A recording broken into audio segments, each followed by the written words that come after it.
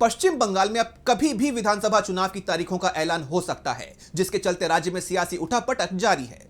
मुख्यमंत्री ममता बनर्जी ने भी चुनाव आयोग और बीजेपी के खिलाफ मोर्चा खोला हुआ है। 5 दिन वो धरने पर बैठी और इस दौरान उन्होंने केंद्र सरकार और चुनाव आयोग पर जमकर निशाना साधा। हालांकि उन्होंने अब धरना खत्म कर दिया है, लेकिन साथ में यह चेतावनी भी दे दी है कि अगर जरूरत पड़ी तो 5 क्या 50 दिन के लिए धरने पर बैठूंगी। क्या है पूरी खबर, देखिए इस रिपोर्ट में। पश्चिम बंगाल में एसआईआर को लेकर बवाल मचा हुआ है। टीएमसी सुप्रीमो और सूबे की मुख्यमंत्री ममता बनर्जी ने इस प्रक्रिया के खिलाफ 5 दिन धरना दिया। वहीं 10 मार्च को उन्होंने धरना खत्म करने का ऐलान किया। भले ही ममता ने धरना समाप्त कर दिया है, लेकिन एसआईआर प्रक्रिया को लेकर चुनाव आयोग और बीजेपी के खिलाफ उनके तेवर नहीं बदले।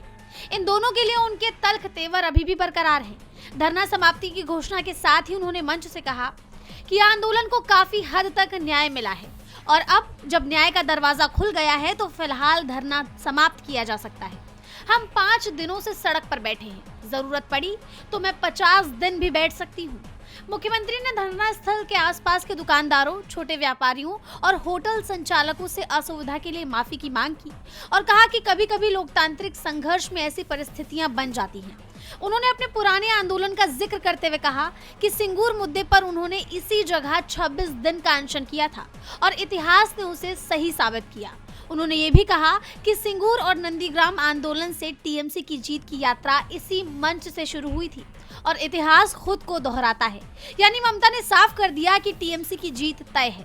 जैसा आप जानते हैं कि 28 फरवरी को एसआईआर की फाइनल वोटर लिस्ट आने के बाद टीएमसी और चुनाव आयोग के बीच जारी टकराव और बढ़ गया, क्योंकि फाइनल वोटर लिस्ट में 63 लाख से ज्यादा वोटर्स के नाम कटे थे, जिससे पश्चिम बंगाल की मतदाताओं की संख्या काफी हद तक बदल गई।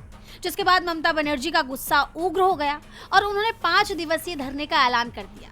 और अब चूंकि एसआईआर को लेकर सुप्रीम कोर्ट में सुनवाई जारी है, तो ऐसे में ममता बनर्जी ने न्याय पर विश्वास जताते हुए धरना प्रदर्शन समाप्त कर दिया।